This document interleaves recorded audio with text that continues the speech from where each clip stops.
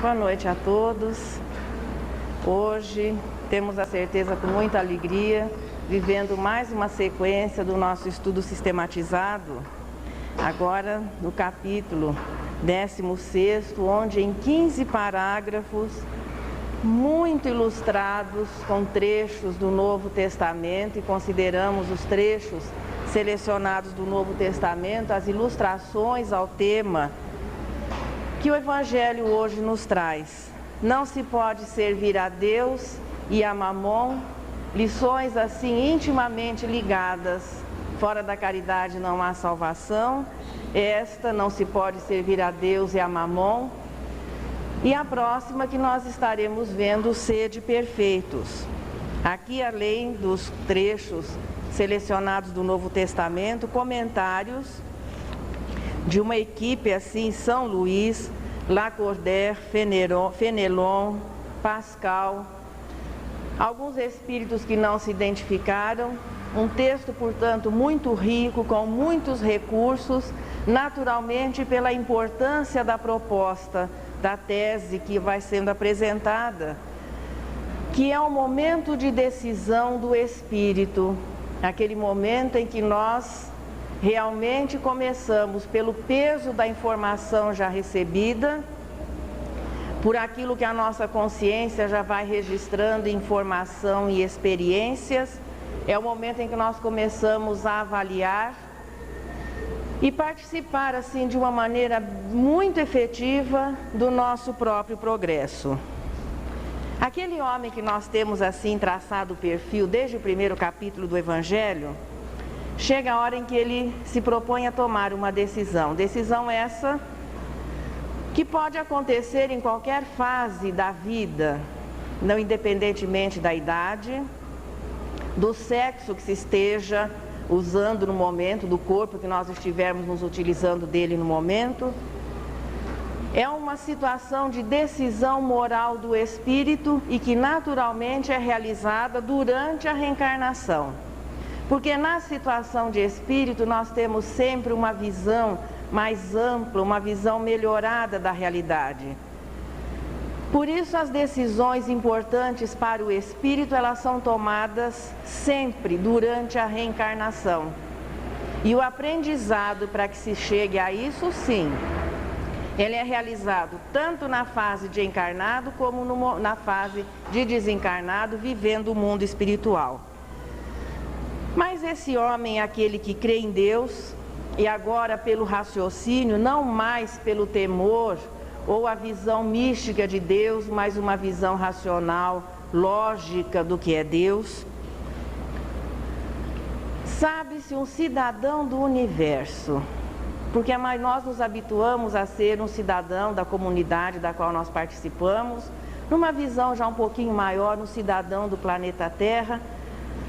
Mas esse que se propõe a tomar a decisão é aquele que já se sabe um cidadão do universo, que é uma alma imortal, que para progredir vai viver todas as experiências que as reencarnações vão lhe oferecendo, que vai se ajustando ao processamento da lei de causa e efeito e compreende que quanto mais ele vive as leis divinas, mais a lei de causa e efeito vai se tornando branda. Reencontra Jesus no Espírito de verdade, sabiamente começa a procurar vencer-se ao invés de continuar insistindo em vencer os outros, que começa a se modificar ao invés de continuar sendo infeliz porque não consegue modificar os outros. É aquele que enfrenta as dificuldades de uma maneira mais saudável, poderíamos dizer assim, até mais civilizada. Começa a encarar os problemas de uma maneira resignada, sem que a revolta continue atrapalhando o seu desempenho, continue atrapalhando a sua vida. Procura amar o próximo e depois já começa a considerar a possibilidade de compreender o inimigo e descobre finalmente o segredo para se ganhar a vida eterna, ou seja, o segredo de se viver melhor na vida, seja ela na situação de encarnado, seja ela na situação de espírito, que é ser caridoso. E nesse instante, veja, todas essas considerações, elas se referem aos capítulos do Evangelho. Todo o Evangelho é uma proposta individual de mudança e aqueles temas podem ser aplicados no dia a dia com segurança. É nesse momento em que, tomando consciência de que a caridade, que é a maneira pela qual o amor se exterioriza da alma, essa é a condição essencial de salvação, já não tem mais a ilusão infantil de que a proposta divina é para que ele se salve dos outros ou se salve de uma possível hecatombe, mas que a salvação que é colocada é das suas imperfeições mesmo, é quando ele vai se libertando da influência que a matéria exerce, da influência das imperfeições e começa a viver a vida de uma maneira mais desapegada, mais descontraída e mais bonita. É quando se começa a assumir a vida de acordo com aquilo que nós já sabemos. E afinal de contas, informação é que não nos falta. Nós temos assim muitas experiências aqui no planeta Terra, já vivemos em muitas épocas diferentes, fomos informados do que é a verdade e esse momento de decisão é quando nós começamos a considerar a possibilidade de viver de acordo com a verdade.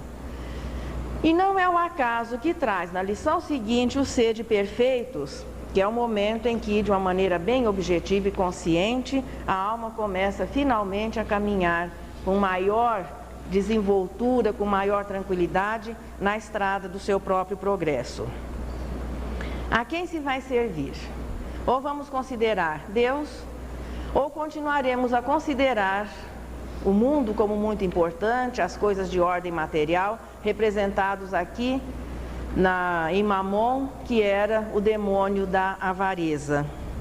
Nós temos um capítulo fartamente ilustrado.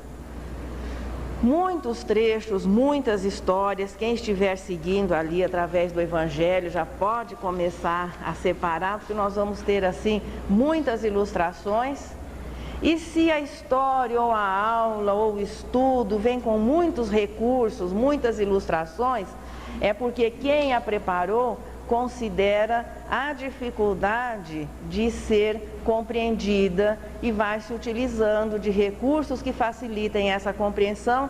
Deve ser esse o motivo de tantas ilustrações. Estamos aqui considerando os trechos do Novo Testamento. Primeira coisa a ser considerada é que nós já vimos nessa sequência de estudos que a alma ou o espírito, que são palavras que têm o mesmo significado, para progredir nós temos que conviver com a matéria. É através dessa convivência, que na espécie humana recebe o nome de reencarnação, que o espírito vai desenvolvendo o seu potencial e naturalmente vai ampliando a sua capacidade de amar, que é o desenvolvimento moral. Só que de início, devido à sua inexperiência, o princípio inteligente é criado simples e ignorante, começa essa convivência nos reinos mais simples da natureza, quando ele é um aluno assim, que vai receber todas as lições que a matéria possa lhe oferecer através do quê? Do processamento dos instintos, vai desenvolvendo a sua capacidade mental até que chega um momento ele pode pensar por si. A partir daí é o desenvolvimento que vai ser realizado na espécie humana e a partir daí ele vai começando cada vez a ser mais livre para tomar as suas decisões. Só que de início nós nos entusiasmamos muito com tudo aquilo que a vida material pode oferecer, porque os nossos interesses de espírito ainda são muito pequenos. Em verdade, o espírito nas suas primeiras experiências, E nós ainda estamos vivendo um pouco dessas primeiras experiências, já que um plano de expiação e provas é bem mais perto do início do que exatamente do final da jornada. Nessa convivência muito direta com a matéria, inclusive tendo a necessidade de ter um corpo através do qual ele possa se expressar, nós desenvolvemos um gosto exagerado pelo ter. O primeiro bem que o espírito recebe, o primeiro bem material que ele vai receber é o seu revestimento, o perispiritual e o físico. E esses revestimentos oferecem as sensações que de início são muito interessantes. Ele ainda não tem capacidade de compreender a grandeza, a beleza da vida de espírito, mas já tem sensibilidade para se sentir muito bem, usufruindo aquilo que a vida material pode lhe oferecer.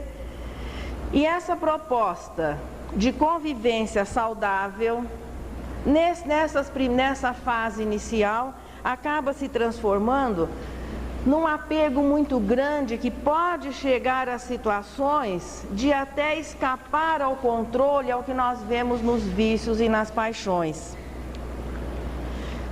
Esse apego se estende não só à ligação espírito e matéria, mas acaba se transpondo esse limite e nós nos apegamos aos bens, nós nos apegamos às pessoas, nós acabamos assim criando toda uma série de ligações a ponto de a maioria, quando nos referimos à nossa família, o que nós dizemos? Minha família, meu pai, minha mãe, meu marido, depois se você tem um bicho, é o meu bicho. E o possessivo vem sempre adiante de tudo aquilo que a gente pense com relação ao nosso redor.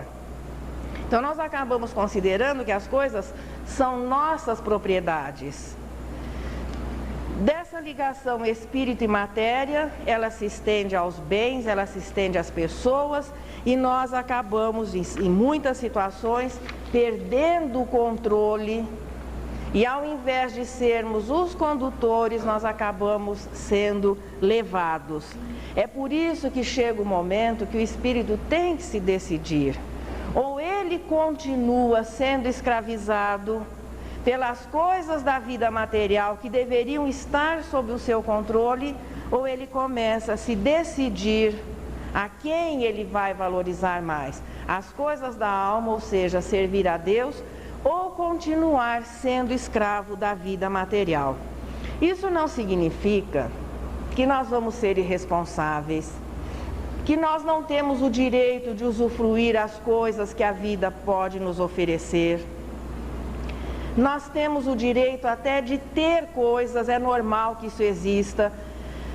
Os bens, as riquezas existem, eles têm que ser administrados. Temporariamente, cada espírito vive a experiência da riqueza, vive a experiência da pobreza, para que ele se torne mais experiente e comece assim a essas mudanças não causarem tantos transtornos, mas desde que ele compreenda exatamente o que é que está fazendo por aqui. Nós temos o direito de usufruir aquilo que o corpo, que a vida material, na vida de relação com as pessoas, dentro de um limite, aquele limite saudável da convivência do espírito para com a matéria. Mesmo rodeado de bens, mesmo tendo facilidades, mesmo sendo portador de faculdades que o coloquem numa situação de superioridade, é necessário que se mantenha realmente a nossa liberdade de espírito. Ou vamos continuar sendo escravos de tudo isso que a vida material, no sentido assim, as reencarnações, não é apenas em uma reencarnação, ou vamos continuar não conseguindo administrar bem tudo aquilo que a vida coloca à nossa disposição. Por isso é que os exemplos nesse capítulo foram assim, variados e mostrando situações diferentes, porque em muitas situações nós até já conseguimos, por exemplo, compreender quais são as leis, conseguimos ajustar o nosso pensamento, o nosso comportamento ao processamento das leis, mas quando chega a liçãozinha do desapego, nós em muitas oportunidades acabamos sendo reprovados. E o Espírito tem que realmente assumir o controle e de início na sua relação corpo-espírito.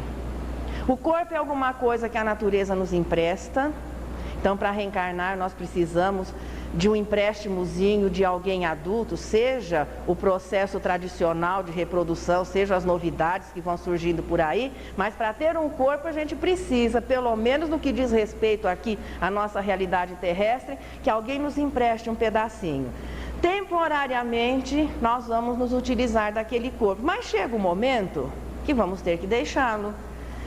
E é importante que isso seja feito numa boa, com tranquilidade, chegando e partindo sem que isso seja tão traumático, principalmente a partida.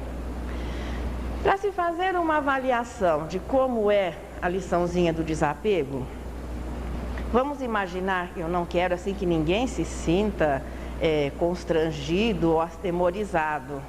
Eu não sou vidente, não faço previsões, nem nada disso. Mas se fosse para nós desencarnarmos agora, qual seria a nossa reação? Não precisam responder. Estaríamos prontos? Ou qual seria o nosso pensamento nesse instante? Tem que ser agora? Não pode ser depois? Eu ainda não estou pronto. Olha, a casa, isso, o filho, o marido, uma porção de coisas que nos impediriam de viver esse momento com a tranquilidade necessária. Quer dizer, quando reencarnamos, a única coisa certa e fatal é que vamos desencarnar. Tudo mais pode ser modificado, mas que nós vamos retornar, nós vamos. E em verdade, nós estamos sempre muito ocupados para pensar no assunto. A maioria das pessoas sequer gosta de pensar ou considerar essa possibilidade. É um assunto, existem pessoas que até não conseguem assim aceitar a doutrina espírita porque fala que nós só falamos de morte e só falamos com os mortos. Veja, considerar a possibilidade de que vamos retornar, isso é uma questão de lógica. Existe alguém que tenha vivido aí sequentemente? Todos nós partimos. Até deixar a vida razoavelmente ajeitada, para não chegar aquela confusão das pessoas que partem, a família fica perdida no meio dos papéis, sem contar o problema pessoal. Então viver a vida de uma maneira assim que a nossa partida não crie tanto problemas para os outros e para nós em primeiro lugar. Por isso, o que é que impede essa visão saudável, normal, de que estamos aqui temporariamente? O apego. A hora que nós nos pegamos reencarnados, agarra-se tanto ao corpo que não queremos considerar sequer a possibilidade de que alguma coisa temporária. Exatamente por isso que essa visão de um indivíduo sentir-se cidadão do universo, temporariamente usando uma identidade conferida pelo corpo, e que tudo aquilo que nós temos ou que convivemos também não é nosso. Veja, começa o corpo ser um empréstimo, nós vamos prestar contas da maneira como nos utilizamos dele, até a sequência, até os bens, tudo. Temporariamente nós vamos administrar algumas coisas e quando chega o momento de partir, importante que se parta com a consciência tranquila e sem esse traumatismo em função do apego exagerado. É por isso que tudo aquilo que nós aprendemos vai facilitar em muito esse momento de decisão. O que é que nós levamos quando vamos partir? Olha, a tudo que se aplique o verbo ter, fica. A tudo que nós aplicamos o verbo ser, vai conosco. É importante a nossa participação na escola. O diploma, que é o reconhecimento humano do aproveitamento, esse fica. Mas aquilo que nós aprendemos se torna um patrimônio nosso. Se a vida nos confiou bens, nos confiou riquezas, o que é que nós vamos levar? Aquilo que nós aprendemos na administração, no convívio com esses bens. Mas eles ficam. Veja, o bem primeiro do espírito e o corpo. E esse é aquele que já vai ficando em primeiro lugar, porque a morte é o desligamento do corpo. E ainda nós continuamos investindo muito durante a existência inteira no ter, esquecidos ou não querendo considerar que a vida realmente existe para que valorizemos o ser. Então nós investimos 24 horas por dia nas conquistas temporárias e como se a isso se resumisse o objetivo da existência. E as coisas do espírito vão sendo deixadas. Assim, agora eu sou muito jovem, preciso estudar. Depois que estudou é porque agora eu vou casar. Depois vem os filhos, depois você vai cuidar dos netos. E de repente você não aproveita a oportunidade que a vida lhe oferece de crescer como pessoa. Então é cuidar de tudo sim, com uma responsabilidade extrema, mas sabendo exatamente que nós vamos deixar o corpo, os bens, as pessoas, tudo aquilo que nós julgávamos ter. E vamos levando aquilo que nós conseguimos ser. Portanto, servir a Deus é viver no mundo, mas não ser do mundo. Servir a Deus também é sinônimo de ser caridoso, que é aquela condição essencial para a salvação. Veja que a caridade é a característica do indivíduo que já está vivendo as liçõezinhas do amor e exterioriza essas lições na maneira caridosa de ser, desde a caridade no seu aspecto material até a benevolência, indulgência e a culminância, que é o perdão das ofensas. A caridade, portanto, é a característica daquele que já vai se salvando das suas imperfeições. E servir a Mamon. Mamon representa o demônio da avareza. E a avareza é o sentimento contrário, oposto à caridade. Porque se a caridade é o desapego, a avareza seria assim um estado doentio, exagerado, dessa necessidade que nós desenvolvemos de ter. Seria a culminância do apego é a avareza. E a caridade é o sentimento em contrário, baseada em primeiro lugar no desapego. Se é caridoso ou ainda não somos.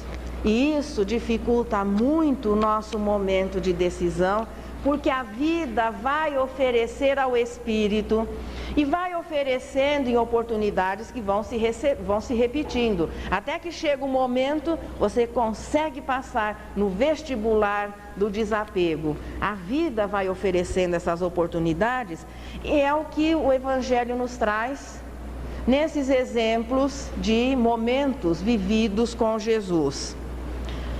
Pode ocorrer, claro, na nossa vida de espírito, a oportunidade da decisão em qualquer fase da vida, como dizíamos ao início, independentemente da idade, do sexo que se tenha, da situação de riqueza e de pobreza, a vida vai nos oferecendo a oportunidade de nos decidirmos se continuamos sendo o acanhado cidadão terrestre que só enxerga o chão, ou se já os nossos olhos começam a se voltar, porque já estaremos vivendo um pouquinho da nossa verdadeira identidade, que é um cidadão do universo.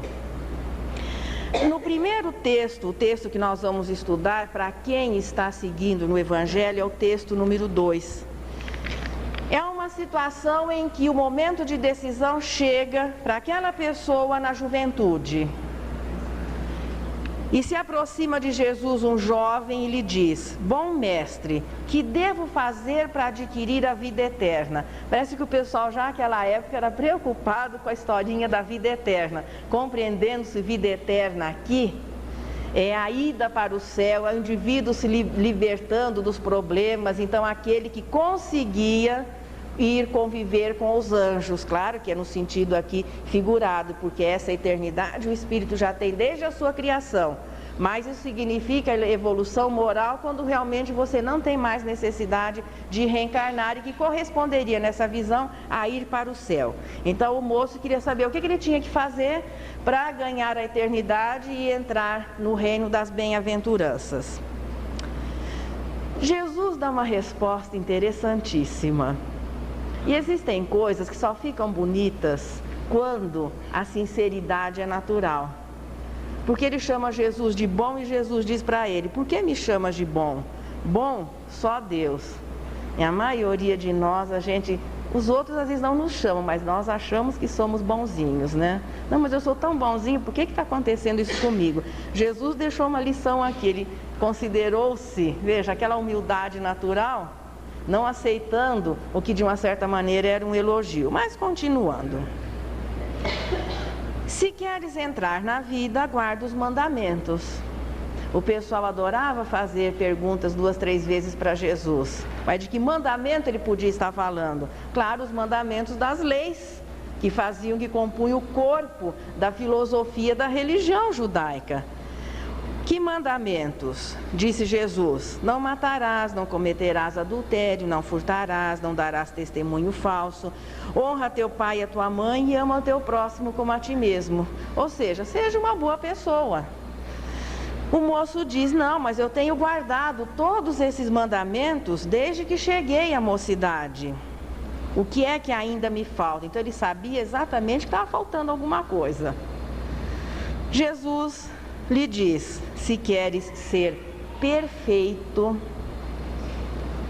Aqui a gente pode entender, veja, a perfeição é angelitude. Então ele não estava dizendo que o moço ia conseguir ser perfeito naquele momento. Mas o que caracteriza a perfeição é quando o Espírito vence toda e qualquer influência que a matéria possa exercer. Só que a gente não chega a isso de uma vez. As lições vão sendo oferecidas, as oportunidades a cada reencarnação. Primeira liçãozinha, para que se possa atingir a perfeição. Primeiro passo, lição do desapego. Vai, vende tudo o que tens, dá-o aos pobres e terás um tesouro no céu. Depois vem e segue-me. O moço naquele momento se entristece, porque ele era uma pessoa de muitos bens, e fica claro que ele vai embora e não retorna. Pelo menos naquela oportunidade não retornou. Aí é quando Jesus diz aos discípulos que era muito difícil um rico entrar no reino dos céus, e que seria mais fácil que um camelo passasse pelo buraco de uma agulha do que um rico entrar no reino dos céus. Mas aí nós poderíamos pensar, então seria uma desvantagem diante das leis você nascer numa família em que a família já tivesse bem, já fosse rica, você já estaria prejudicado de início. O céu, portanto, estaria ao alcance das pessoas pobres. Então não é isso que o cristianismo veio nos mostrar, mas sim a maneira como se convive com esses bens. E Jesus sabia muito bem que este moço estava tendo quase a última oportunidade de tomar a sua decisão enquanto tinha corpo. Porque naquele instante, o jovem, que já era uma boa pessoa, estava vivendo problemas. Ele teria que seriam realizado uma festa em que as autoridades romanas estariam presentes e ele era um dos corredores. Quem quiser saber os detalhes da história, em Amélia Rodrigues, não é Pelos Caminhos de Jesus, não, é outro livro dela, Primícias do Reino. Então o jovem iria participar de uma grande corrida e era a esperança de todo do povo judeu, que tinham certeza que ele seria o campeão. E seria uma maneira assim de eles, de uma certa maneira, superarem os romanos naquela competição esportiva. Então não era só apenas o apego, mas ele estava ligado também a muitos interesses. No momento ele não se sentiu em condições de renunciar. Só que o seu tempo estaria terminado. E Jesus sabia disso, era a oportunidade dele se decidir a seguir Jesus naquele momento ou continuar vivendo tudo aquilo que a vida pudesse lhe oferecer. Quem quiser os detalhes, Primícias do Reino, Amélia Rodrigues, a história do moço rico. Agora fica a dúvida, mas como é que Jesus coloca de exemplo? Qualquer pessoa sabe que um camelo não passa no fundo de uma agulha. Como é que Jesus poderia fazer uma afirmação tão ilógica como essa? No rodapé do capítulo vem um comentário. A palavra camelo servia para especificar uma corda feita dos pelos do dito cujo ou o bicho camelo propriamente dito. Então, que seria muito difícil um cabo, uma corda, passar no fundo de uma agulha que é destinado, claro, a receber uma linha mais delicada.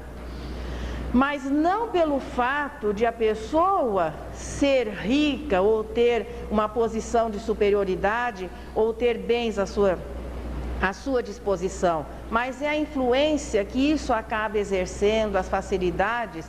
E como ainda nós não temos assim muitas decisões firmes com relação ao bem, com relação à caridade, até com relação à honestidade muitas vezes, nós acabamos sucumbindo e nos deixando corromper. Riqueza é uma prova, como miséria também é. Mas a maioria de nós diz assim: pois é, se riqueza é uma prova, bem que eu gostaria de passar por essa prova uma porção de reencarnações seguidas, porque imagina-se que uma ou outra, qual seria mais difícil? A dificuldade está naquilo que a gente tenha que viver. Quando vivemos a prova da miséria, a dificuldade é relativa àquilo que se esteja passando, como a prova da riqueza também. Apenas que na prova da riqueza, as facilidades podem atrapalhar um pouquinho mais.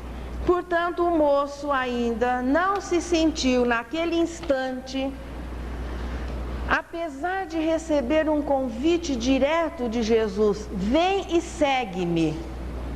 Outros, por muito menos, até sem serem convidados dessa maneira, deixaram tudo e seguiram Jesus. Mas ainda não era o seu momento. Em espírito, ele não estava preparado para renunciar aos bens, às facilidades e assumir uma vida muito diferente do que aquela que ele estava levando até então. Veja, ele era alguém que já havia nascido com riqueza, com facilidades. Embora elas não lhe tivessem custado um sacrifício maior, ele não conseguiu renunciar. Vem depois o texto 4, que é a célebre visita de Jesus à casa de Zaqueu. Existem personagens assim no Velho Testamento e no Novo Testamento que parece que são mais assim, eu diria, carismáticos. Não sei se o termo se aplica bem, mas eles acabam conquistando as pessoas pelo seu desempenho, Zaqueu é pelo menos no que me diz respeito, um personagem assim muito simpático. Porque quando Jesus foi a Jericó, Zaqueu, que era chefe dos publicanos, portanto era um funcionário público muito rico, e Zaqueu queria ver Jesus. Acontece que Zaqueu era gordinho e baixinho, e aquela multidão que se acotovelava impediu que Zaqueu conseguisse enxergar Jesus, a passagem do mestre. O que ele faz? Ele sobe num sicômoro, que é da família das palmeiras, dos coqueiros, e fica lá em cima. A gente tem que imaginar, a situação devia ser engraçado, né? Zaqueu lá encarapitado no coqueiro, esperando Jesus passar. Veja, Zaqueu era a identidade humana, mas era um espírito que estava, naquele momento assim, sequioso de encontrar o que Jesus podia oferecer. Ele nem se preocupou de alguém o estar achando ridículo, afinal de contas ele era o chefe dos publicanos. Ele não mediu, encarapitou-se lá na árvore e fica esperando. Quando Jesus passa, olha o que acontece. Em meio àquela multidão, o mestre para, olha para cima, vê Zaqueu e fala: Zaqueu, hoje eu estarei na sua casa. Eu imagino que Zaqueu caiu direto no chão.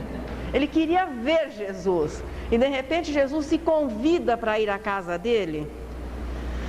Ele foi à frente, para chegar em casa primeiro. Lá preparou a recepção. E depois, quando Jesus chega, as pessoas se hospeda, é recolhido, começa aquilo que ainda acontece até hoje. Nossa, mas Jesus foi se hospedar na casa de um publicano, uma pessoa considerada de má vida. Mas Zaqueu se põe diante de Jesus e lhe diz: Senhor, dou a metade dos meus bens aos pobres, e se causei dano a alguém, seja no que for, indenizo 4 vezes. Ao que Jesus lhe diz: esta casa recebeu hoje a salvação, porque também este é filho de Abraão, visto que o Filho do Homem veio para procurar e salvar o que estava perdido. Nós muitas vezes nos surpreendemos com essas reações assim, extraordinárias, espontâneas. Se Zaqueu havia conseguido a sua fortuna honesta ou desonestamente, aqui não fica claro. Os publicanos eram tidos à conta de desonestos. Mas aqui não fica claro que Zaqueu havia sido desonesto. O que se sabe que a fortuna que ele tinha havia sido conquistada pelo seu trabalho, pelo seu esforço.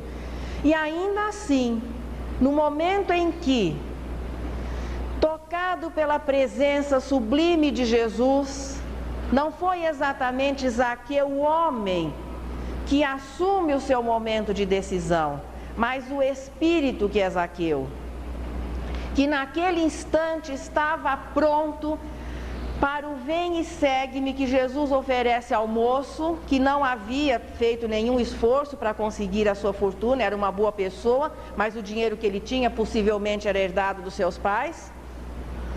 E Zaqueu, que era alguém de meia idade, que havia lutado para ter aquilo que ele tinha, se propõe a deixar e seguir Jesus.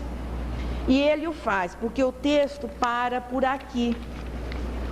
Mas quem quiser conhecer um pouquinho mais de Zaqueu, no livro Ressurreição e Vida, de Leon Tolstói, através da mediunidade sublime de Ivone Pereira, é a primeira lição, a historinha de Zaqueu.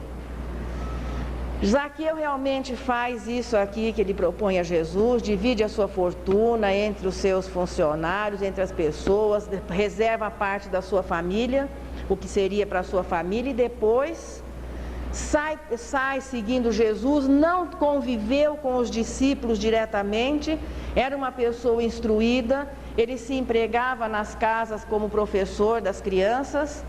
E depois da partida de Jesus, realizou um trabalho muito bonito de divulgação da Boa Nova.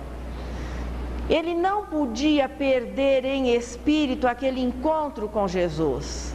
Aquele foi o toquezinho, porque Zaqueu já estava prontinho para assumir em espírito o seu momento de decisão.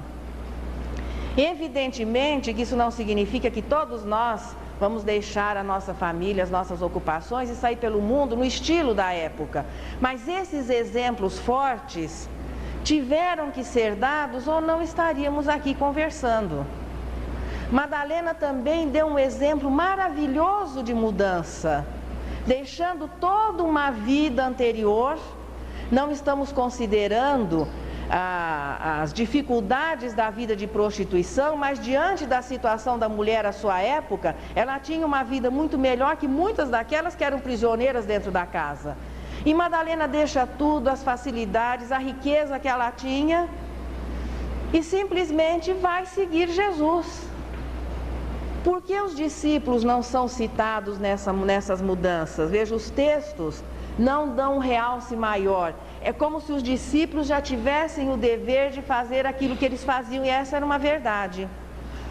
Os espíritos que foram discípulos de Jesus e depois se tornaram seus apóstolos, já haviam vivido o seu momento de decisão em outras reencarnações. Vieram para trabalhar diretamente com Jesus, e o que eles fizeram já fazia parte da sua listinha de deveres. Esses que são citados foram aqueles que estavam preparados para se tornarem exemplos de pessoas comuns para a humanidade do futuro. Zaqueu foi uma dessas pessoas, Madalena foi uma outra, e vários. No caso, posteriormente, Joana de Cusa. Então existiram pessoas que aquele toque, a simples passagem de Jesus, despertava-os para a sua verdadeira responsabilidade, e começaram a partir daí levar uma vida totalmente diferente, continuando a viver no mundo, mas sem ser do mundo. No meio da multidão, agora é o texto número 3, um homem chega para Jesus e lhe diz, existem algumas coisas que são até engraçadas, né? Mestre, diz a meu irmão que divida comigo a herança que nos tocou. Jesus só podia responder: mas o que é que eu tenho a ver com seus problemas de herança, com a partilha? Jesus então aproveita o momento para passar mais uma liçãozinha. Olha, cuidadinho para nos preservarmos da avareza. Podia ser que o irmão tenha sido desonesto e tirado a parte do outro, podia ser que esse que estava questionando não tinha direito. O problema é que existia uma disputa entre duas pessoas por causa do quê? De bens materiais. Se o desprendimento é a lição maior para o espírito, Jesus então aproveita a oportunidade para dizer o cuidado que se deve ter com a avareza, que é o apego exagerado, é o oposto da caridade, e conta uma historinha interessante. Havia um homem rico cujas terras produziram muito naquelas colheitas, e ele se entretinha assim a pensar com ele mesmo: o que eu vou fazer se eu não tenho nem lugar para acomodar tudo aquilo que eu vou colher, que os campos vão produzir? Aí ele pensa assim: pois bem, vou demolir os meus celeiros, aumentá-los, claro, podendo ampliar a capacidade, né, de armazenamento, e colocarei todas as minhas colheitas, todos os meus bens. E aí direi à minha alma, ou seja, conversarei comigo: sossega, tem muitas reservas, tem muitos bens para longos anos, repousa, come, bebe e goza. Mas Deus ao mesmo tempo diz o homem: que insensato, pode ser que essa noite você tenha que retornar. Do que é que vai lhe servir tudo aquilo que você fez objetivo da sua vida? Isso não significa que nós não devamos ser previdentes, que não devamos pensar numa tranquilidade maior no futuro, mas não fazer disso o único objetivo. Nós buscamos muito segurança, e segurança para a maioria das pessoas, para a maioria de nós, ainda é ter recursos suficientes para que se possa ter um futuro tranquilo, ou seja, preferencialmente sem trabalhar.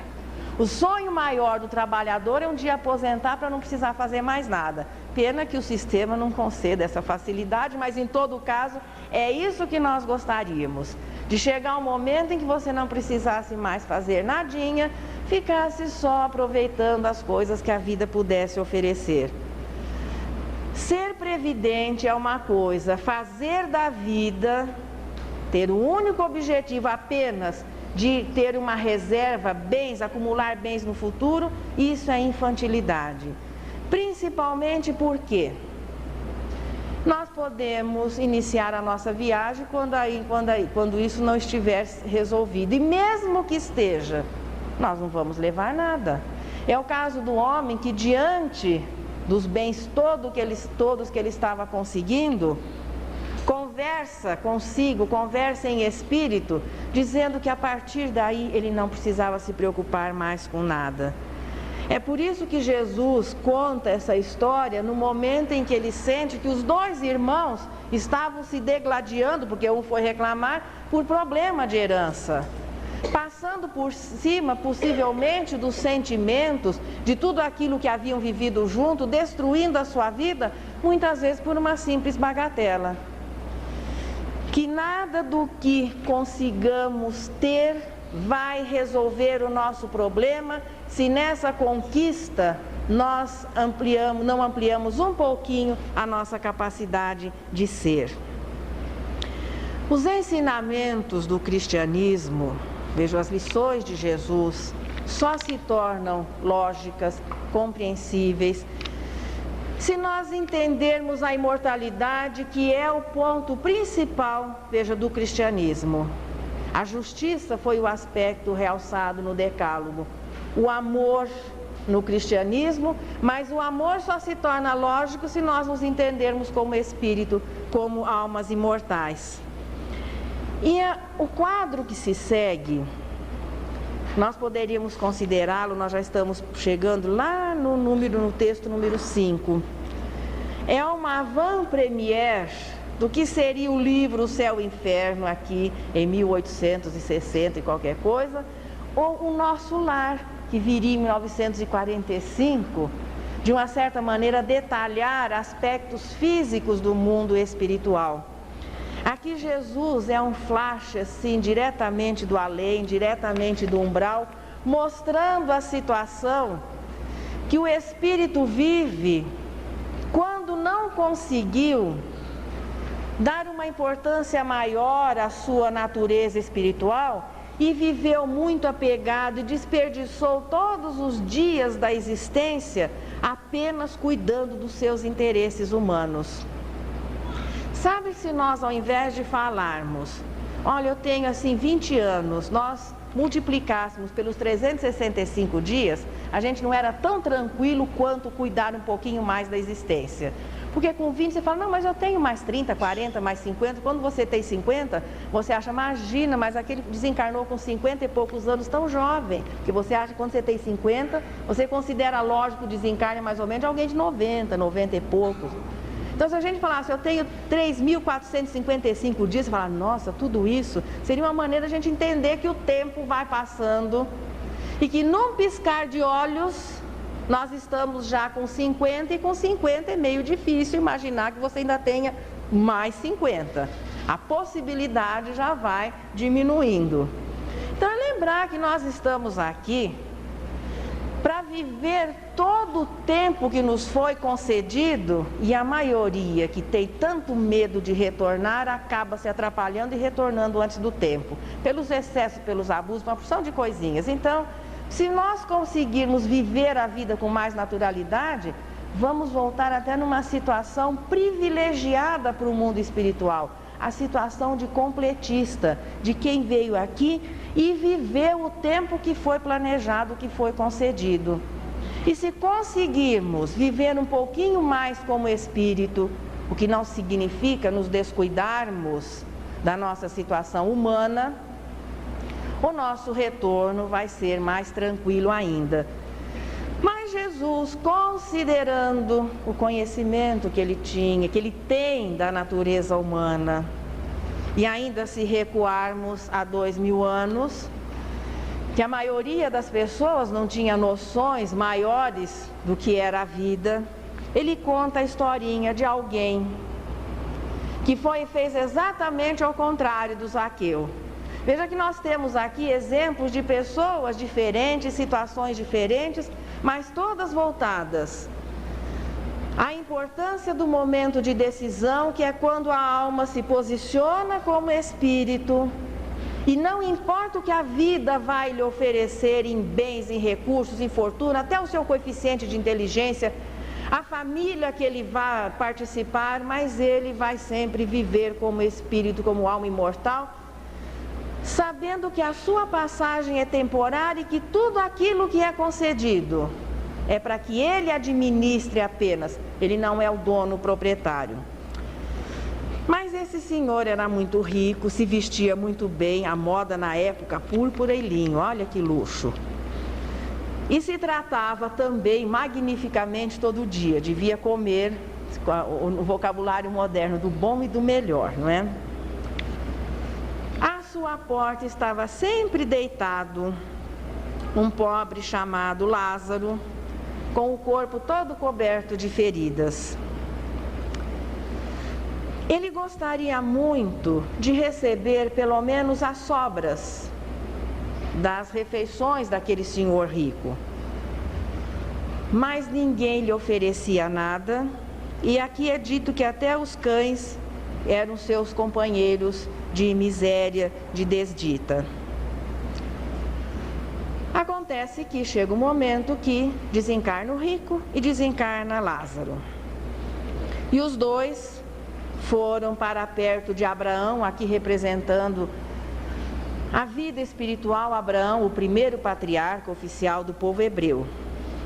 Quando se achava lá no meio dos tormentos, porque o rico não havia se preocupado, veja, nem tido consciência ou nada a respeito dessa continuidade da vida. Ele havia simplesmente vivido a vida, gozado aquilo que fora possível, sem sequer se sentir apiedado, nem ter um mínimo de compaixão, como era o caso do samaritano, de oferecer um resto, uma esmola daquele que estava morrendo de fome à sua porta.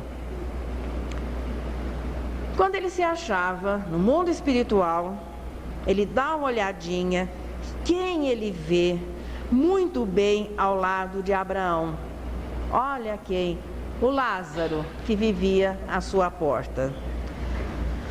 Pai Abraão, diz o homem, tem piedade de mim e deixa que Lázaro venha e molhe pelo menos a ponta dos dedos na água para refrescar-me. Eu estou atormentado. Claro que isso é uma visão simbólica da realidade, não é que ele estivesse no inferno material, mas vamos considerar que o remorso, a situação do remorso é descrita que a pessoa fica queimando em meio ao remorso. Ali ele começou já a sentir que as coisas não estavam, ele não havia vivido da maneira correta. Mas Abraão respondeu: olha, durante a vida você recebeu tudo e Lázaro só teve problemas, só teve males. Por isso agora ele está recebendo a recompensa, está na consolação e você está vivendo a situação de atormentado. Demais, existe um grande abismo, de modo que aqueles que querem passar daqui para aí não podem, como aqueles que querem vir de lá para cá não podem. É a condição moral, que é o resultado de todas as experiências e do bem que se tenha feito, que vai definir a nossa situação boa ou ruim na vida espiritual. E isso é determinado pela consciência. Enquanto a consciência nos aponta os erros, nós não vamos ter tranquilidade, não vamos nos sentir no céu. Porque, a bem da verdade, a Terra se localiza no céu. A Terra está no universo, o universo é o céu. Sentir-se no céu é problema de consciência de cada um. Mas aí o rico ainda continua: olha, pai Abraão, eu suplico que então mandes Lázaro à casa de meu pai, onde eu tenho 5 irmãos. Já começou a pensar em alguém, pelo menos aqui já mudou um pouquinho.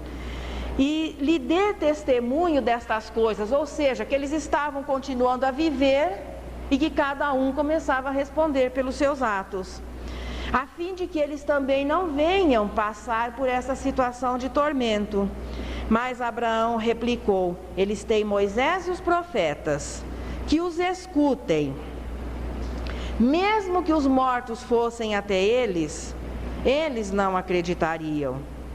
Então respondeu Abraão: se eles não ouvem a Moisés, melhor dizendo, ele imaginou que se Lázaro fosse, sendo alguém, um espírito que tivesse uma identidade, uma alma, os irmãos, olha, Lázaro morreu e voltou e está aqui avisando. Mas Abraão diz: não, veja, não são os fenômenos mediúnicos que fazem com que as pessoas se convertam ou mudem de vida. Se eles não ouvem Moisés nem os profetas, também não acreditarão, mesmo que um morto ressuscite. Então, o problema da mudança do indivíduo é pela instrução que ela recebe. O fenômeno pode até auxiliar, mas não vai fazer com que o indivíduo se torne caridoso se ele ainda não entendeu o processamento das leis, o que é que ele está fazendo por aqui, e que realmente a caridade é a liçãozinha do desapego e é a lição maior. Como é que nós vamos agir diante dessa situação? Há um avisozinho. Hoje a diferença, assim, nós vamos pedir licença, passar um pouquinho do horário, porque a lição realmente é mais extensa, mas não vai ser cobrado nada a mais não, viu? Fica o mesmo preço que a gente havia combinado antes. Como é que nós vamos agir diante dessa situação? De ter uma definição bem certa, segura, de que as concessões nos são oferecidas para que nós as administremos, para que as multipliquemos, mas que não somos proprietários de nada.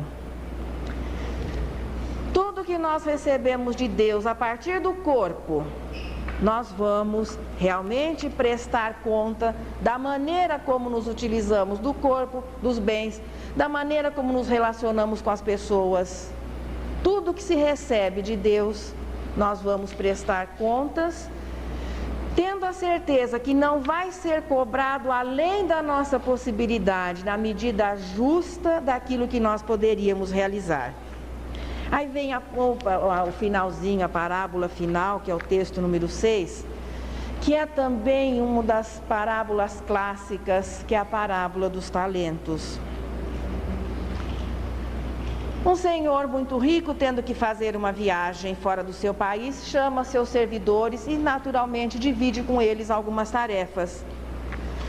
Deu 5 moedas ou 5 talentos a um deles, 2 a um outro e 1 talento para o terceiro.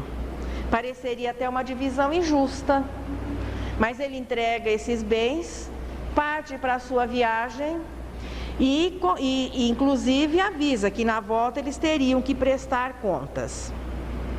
Qual é a atitude sequente destes servidores? Aquele que recebeu 5, ele logo foi negociando e acabou dobrando a quantidade, dobrando a sua fortuna. O que recebeu 2 fez a mesma coisa, foi negociando, foi trabalhando e acabou tendo 4. Aquele que havia recebido 1, o que é que essa criatura faz? Faz um buraquinho no chão, enterra a moeda, tampa direitinho, disfarça e deixa lá. Passado um tempo, o Senhor volta e chama os 3 para o acerto natural das contas. Aquele que havia recebido 5 devolve 10. O Senhor reconhece, agradece e fica claro que era isso que ele esperava que o seu servo fizesse, que naturalmente multiplicasse aqueles bens. Aquele que recebeu 2, chamado à presença, vem e devolve 4. Também é reconhecido o seu trabalho e o Senhor demonstra o contentamento porque ele havia multiplicado, de 2 ele devolve 4. Chega o terceiro, aquele que recebeu 1 talento diz: Senhor, sei que és um homem severo e que ceifas onde não semeaste e colhes de onde nada puseste. Por isso, por te temer, eu escondi o teu talento na terra. Aqui o tens. E pega a moedinha e devolve para o Senhor.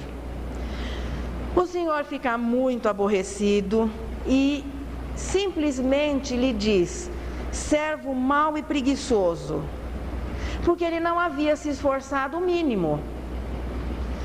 Se sabias que eu ceifo onde não semeei, que colho onde nada pus, devias ter posto meu dinheiro nas mãos dos banqueiros, a fim de que, regressando, eu retirasse com juros o que me pertence. Aí ele ordena que aquele talento lhe seja tirado, deu aquele ao que já tinha 10 talentos, e a partir daí ele é expulso. Aí nós ficamos pensando assim, expulso para as trevas exteriores, onde haveria prantos, ranger de dentes, ou seja, ele foi expulso daquele lugar e naturalmente sofrendo todos os problemas decorrentes daquela expulsão. O Senhor de maneira nenhuma se aborreceu, porque ele queria que aquele que tivesse 1 talento lhe devolvesse mais 9. Mas quando foi feita a concessão, ele considerou a capacidade de cada um. Ele deu 5 para quem podia multiplicar para 10, 2 para quem podia multiplicar para 4 e 1 para quem, com um pouquinho de esforço, poderia multiplicar para 2.